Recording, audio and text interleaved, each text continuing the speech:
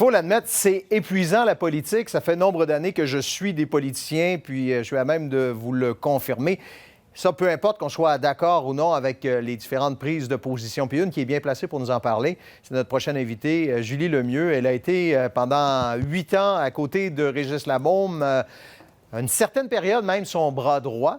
Madame Lemieux, bonsoir. Bonsoir. Je vous ai entendu cet après-midi avec mon collègue Guillaume Dumas parler de votre ami Régis et vous sembliez très heureuse pour lui de l'annonce de cette retraite. Oui, je pense qu'il prend la bonne décision au bon moment. Il a vraiment livré la marchandise 14 ans à la mairie de Québec. C'est extraordinaire. Il a mené tous les combats. Mais je pense que c'était le moment pour lui de penser à lui, justement, de se retourner vers aussi ses proches, d'avoir une qualité de vie, de retrouver la douceur d'un quotidien normal. Donc, non, je suis très contente pour lui. Puis, je suis contente de pouvoir témoigner aussi aujourd'hui pour lui et pour tout ce qu'il a fait à la ville. Donc, c'est une belle journée. C'est sa journée. Julie, on a déjà abordé ce sujet-là ensemble lorsqu'on faisait des entrevues, puis on se parlait de Régis Labaume, de sa carapace. Parce que lorsqu'il recevait des attaques, par exemple, des oppositions, on sentait que sa carapace pouvait être blindée en public. Est-ce qu'en privé, sa carapace était parfois perforée? C'est sûr. C'est sûr qu'il était parfois meurtri par certains commentaires.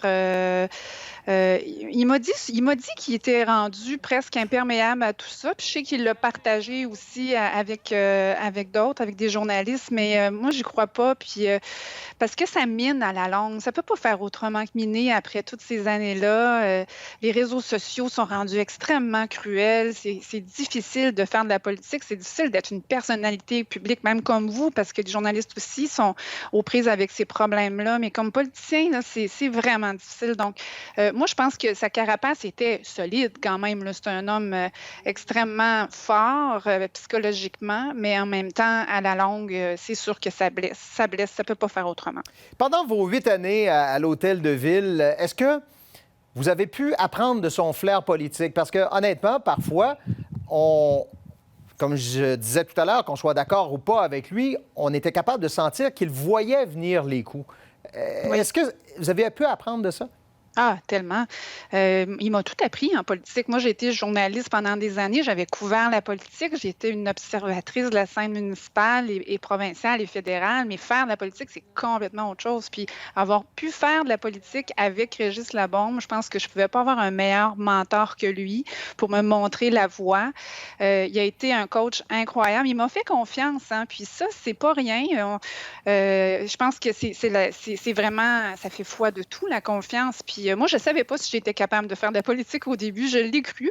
Puis il m'a tellement fait confiance qu'il m'a fait croire que j'étais capable de le faire. Puis ça m'a donné des ailes. Honnêtement, ça m'a vraiment permis de m'épanouir comme personne, comme politicienne, parce que il m'a montré la voie par rapport à ça. C'est un homme qui est très généreux de ses enseignements, je vous dirais. Puis il était un bon guide pour moi, effectivement. Maintenant que vous êtes sorti de la politique, ça vous permet un pas de recul. Est-ce qu'il y a dans le paysage politique actuel quelqu'un qui sera capable de continuer ce chemin-là ou de tracer un autre chemin, qui aura la possibilité de chausser ces chaussures-là?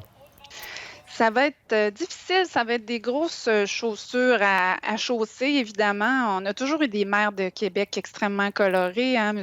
Lallier, Mme Boucher, que j'ai côtoyé beaucoup aussi comme journaliste, M. Labaume, c'est sûr que...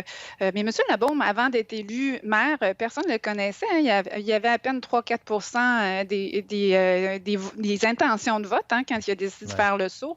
Donc, moi, je pense que... je ne sais pas si c'est dans le paysage actuel, je vous dirais que j'ai hâte de voir qu'est-ce qui va ressortir là, des prochaines semaines, parce qu'il y a peut-être des nouveaux visages qui vont se présenter puis qui vont avoir la fougue, la passion, la détermination, la volonté de faire cette vie de fou-là. Puis je le souhaite. Je souhaite qu'il y ait des nouveaux candidats, des nouveaux visages. Mais vous l'avez déjà dit, ce ne sera pas vous. Non, c'est pas moi. Julie Lemieux, merci beaucoup. Ça me fait plaisir.